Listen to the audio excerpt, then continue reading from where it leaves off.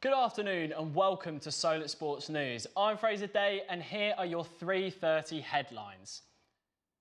After sacking Nathan Jones last week, Southampton remain without a manager. We've got Barnaby Page reporting live outside St Mary's. Barnaby, what on earth is going on down there? Well, Fraser, it's panic on the streets of Southampton here. After a disastrous tenure under Nathan Jones, he's finally out of the door after being sacked on Sunday. Now, Jesse Marsh was meant to be, the former Leeds United manager Jesse Marsh was meant to be the next man in charge. However, he decided to not be in charge on Wednesday after failing on personal terms. Now, Saints are without a manager and are accepting to be looking back on a manager on Monday, leaving them managerless for their massive tie against out-of-form Chelsea at Stamford Bridge tomorrow afternoon. Now, we have tried interviewing managers, interviewing people from the club, journalists, anyone who wants to speak to us really, but no one has a clue what's going on here, Fraser. Surely it's only going to be a matter of time before the Saints go marching out of the Premier League. Thanks, Barnaby. Pure carnage here on the South Coast. It's 8 hours until the deadline for potential buyers of Manchester United to make their initial bids. It's understood that bids will be made from the United States, Saudi Arabia and Sir Geoff Ratcliffe's Ineos Group, as well as investors linked to the Qatari royal family. There's a huge game at the bottom of the Premier League table this weekend as 17th placed Leeds take on 18th placed Everton. Sean Dyche will be looking for his second win in charge of the Toffees, lifting them out of the relegation zone. As for Leeds, a win could see the Yorkshire club go 4 points clear of the drop zone if results go their way. And it was a busy day up at Arsenal's London Colney Training Centre, with Mikel Arteta on fine form speaking to the media ahead of Arsenal's trip to Aston Villa tomorrow afternoon. Here's Dan George with more.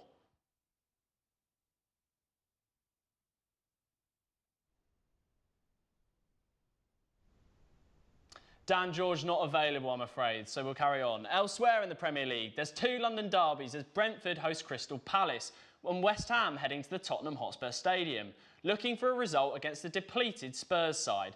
There's no Antonio Conte for Spurs as he continues his recovery following surgery to remove his gallbladder. Rodrigo Bentancur, Hugo Lloris and Yves Bissouma will also miss the game with ongoing injury problems. A man has pleaded guilty to assault by beating after attacking Arsenal goalkeeper Aaron Ramsdale at the Tottenham Hotspur Stadium on the 15th of January. Joseph Watts, the 35-year-old male from Hackney, East London, appeared at Uxbridge Magistrates Court this morning. And the FA are set to trial body cams on 100 grassroots referees across England. The partner leagues trialling the body cams are located in Middlesbrough, Liverpool, Worcester and Essex, with the aim to improve respect and behaviour from players and supporters. This comes following a BBC survey where 98% of referees said they have received some kind of abuse. We are the very first country to be trialling body cams. We actually took this to the IFAB in 2022, the AGM in Qatar, to request that we do a trial here in England for 18 months to 2 seasons on grassroots referees within the adult game. We've identified 4 adult grassroots leagues in Liverpool, Worcestershire, Essex and Middlesbrough. We're aiming to cover around about 100 referees during the course of the trial, which is a really good depth, if you like, of workforce that can use these body cams for that sort of 18-month period. Well, the aims of the trial really are, 1, to explore whether the deployment of body cams on referees improves participant behaviour, and secondly, to sort of really afford referees that level of protection, safety, to give them that confidence to go out and referee, knowing that actually any sort of serious misconduct, poor behaviour by participants' coaches will be captured. With Southampton going through more managers than they can count, one man in the football world has been playing and managing in this part of the country for the last 15 years. Loyalty isn't something you find a whole lot of nowadays in football. Ben. For an example of that, just look at Southampton, who moved on from manager Nathan Jones earlier this week after just a couple of months of him managing the club. But one man has remained loyal to the city of Southampton for the best part of 20 years, and he can be found here at Hythe and Dibden FC. Almost 20 years after leaving Southampton FC, Joe Tessum is still kicking around the south coast. The Norwegian signed for Saints in 1999 when he signed from Molde, but his arrival in the city was far from ordinary. I came to Southampton Football Club and Dave Jones was the manager. I only came to watch a game, so I didn't even have football boots with me.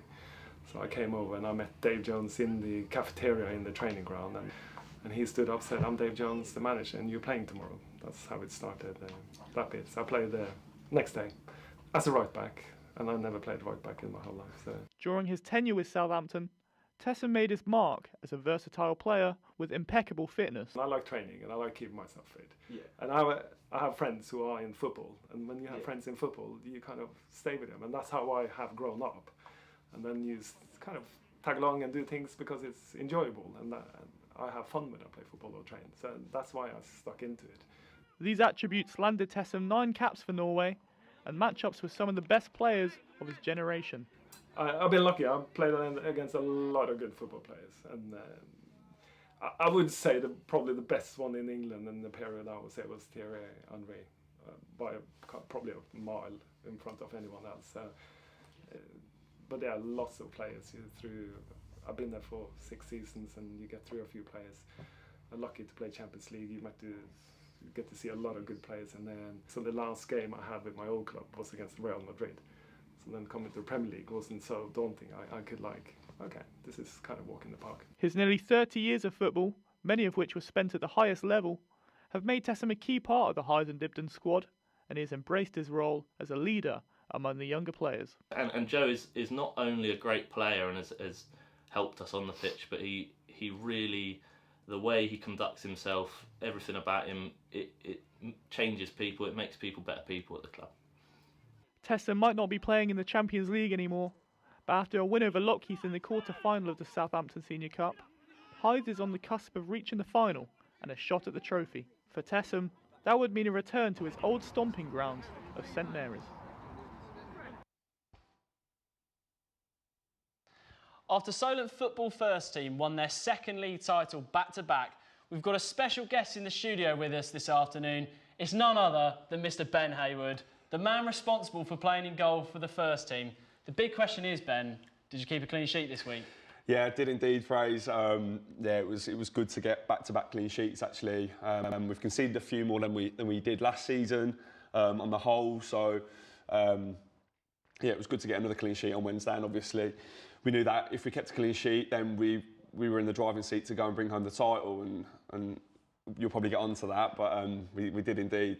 Yeah, so back-to-back promotions, as you mentioned. You won the title last year, and you won the title this year. You just told me a little stat there while we were waiting to come on. You haven't lost a game for Solent. Yeah, I'm yet to lose a league game since playing for Solent. Obviously, we had a little blip in the cup earlier in the year, which is unfortunate because obviously we won that cup last year as well.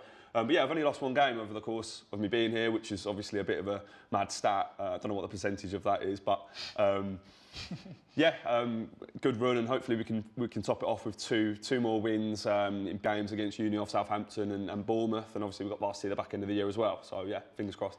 And not only are you a great goalkeeper, but you've also got great fashion sense, because what they didn't tell me is that you were going to come twinning with me today. So yeah, great minds think alike, don't they, Fraser? Yeah. What's the inspiration behind the outfit? Is that clean sheets and another title? Well, I'm not sure. Yeah, well, yeah, obviously, clearly, you know, we're both very football savvy, so I thought, yeah, do you know what? Great minds think alike, like I say. Well, congrats on the back-to-back league titles. I'm sure you enjoyed your Wednesday night. Yeah, and thanks for coming on. Moving on, Alpine were the final team to reveal their car for the upcoming Formula One season last night. Following a shakedown on Monday, the team pulled the covers off their A523 during a ceremony in London. Looking ahead to the season, a 3-day pre-season test will take place from the 23rd to the 25th of February as Alpine look to consolidate 4th place in 2023. Esteban Ocon spoke after the launch in a preview for the new season. It's been a good winter. I think we are obviously very proud of the work we have all achieved. And, you know, the little bonus obviously is that we drove the car already, which, you know, has been obviously sensational to be driving again. You know, all these hours of work from everyone from Viry to Enstone, thousands of people, you know, working to deliver this car. It's just been great, you know, to just let it go out the garage, put full throttle for the first time. And yeah, that gave me obviously the smile. Apologies for technical difficulties earlier. We are now joined live by Dan George, who was at London Coley, Arsenal's training ground. Dan, what can you tell us?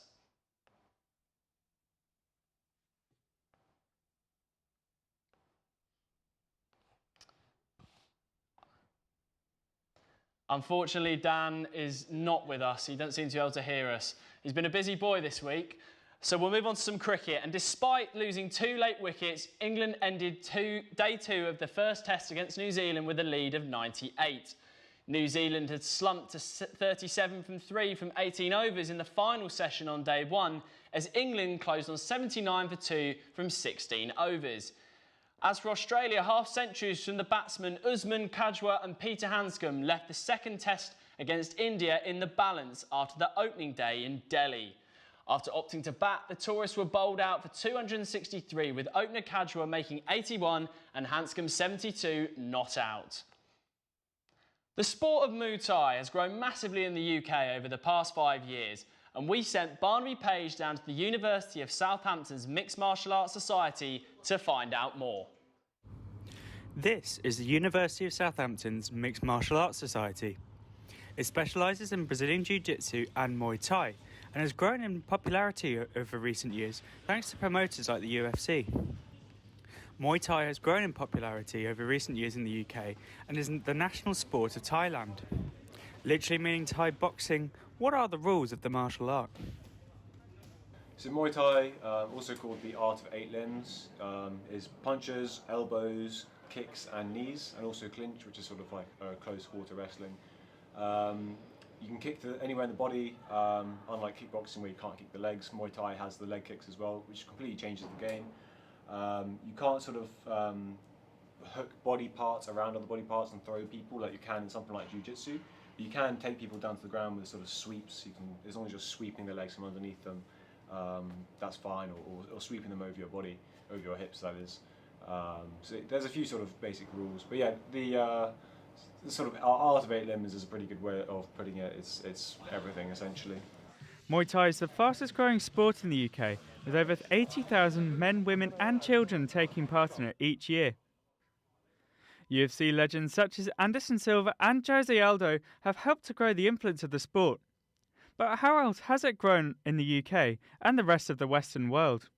In recent years, with sort of things like UFC and One Championship becoming so popular in the mixed martial arts, Muay Thai is definitely taking more of a sort of centre stage in the martial arts scene, especially in sort of in Western Europe and America as well. It's starting to take off, although it's more of a wrestling dominant country. Muay Thai is definitely taking off in these different places. So much so you've got big sort of Muay Thai stars from Thailand doing tours of America and tours of the UK. So yeah, definitely spreading. The sport has grown in popularity with women too, and it's the same for the society. For the women's captain, it is a great sign of things to come and makes her feel positive. Sometimes it depends. I think there's always a lot more women in Muay Thai than there is in Brazilian Jiu-Jitsu. Like even when you look at UFC and stuff, the women's UFC is more striking based, while the men's one is more grappling based in comparison. So in Brazilian Jiu-Jitsu, it's like slow going, but I think there's slowly more and more women. But in Muay Thai, there's already quite a few. I think it's because of how close contact Brazilian Jiu-Jitsu is, and if it's like an already male-dominated sport, if there's no other girls there, you might like have to partner with a guy, and it can be really intimidating if you're like that. If you're in that much of like personal space with them. It's nice. Like it's especially when I see girls like out and about who come to my classes, and it's really sweet. Like I'll just see them in different scenarios, and they'll just come up to be like, "Oh, you taught me," and I'll be like, "Oh, that's so nice." So yeah, it's really like it's like a good little community. It's nice. Welsh rugby players are considering strike action ahead of their Six Nations game against England on the 25th of February. The players are in dispute with bosses about a long-term pay agreement. Alan Wynne-Jones says it would be the last option for Wales players to go on strike. I suppose it is. It'd be hard to deny, but it's the very last. It's the very last option. There are people really impassioned. I think ultimately, if you treat people badly for long enough, you get to where we find ourselves. And again, we realise what we do and how fortunate we are to do it. But if this was any other line of work, other any other industry for this period of time, with this amount of uncertainty, you'd get the same reaction. In horse racing, jockey Tom Scudamore has announced his shock retirement from the sport with immediate effect.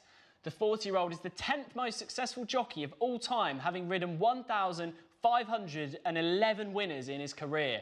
Scudamore took the decision after taking a fall on Thursday. Local side Winchester City are fighting for survival in the Southern Premier Division.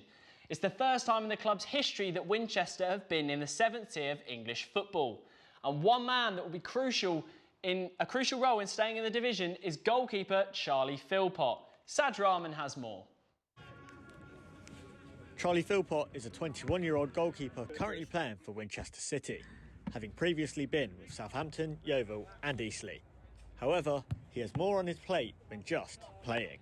So yeah, at the start of the year I was at Eastleigh on my contract there, and an opportunity came up to go full-time coaching at Bournemouth, and I jumped at it really because I love my coaching, and it gave me a really good opportunity, which has caused a bit of a balance in terms of my playing, but I'm really enjoying it.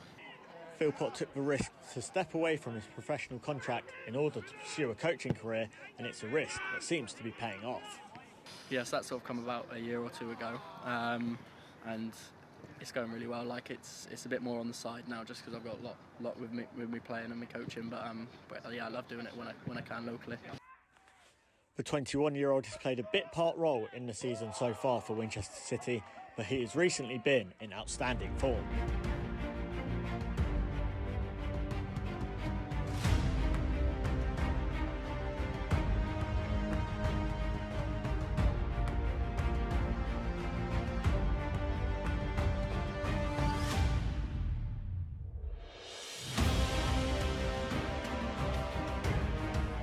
But manager Craig Davis feels the various commitments have impacted some of his matches so far this season. Top goalkeeper. He's had a change in circumstances in his work and stuff this year, which I think's impacted on him slightly with his football and his availability and that sort of stuff. But you know, I've seen a real sparkle in him in the last week or two or a few weeks, and I fully expect him to be outstanding for the rest of the season. Philpott's talent has been noticed nationally too, as Winchester City super stopper has represented Wales in futsal, debuting 3 years ago and making 5 appearances for the Red Dragons, and Philpott doesn't actually think that it is too different from 11-a-side.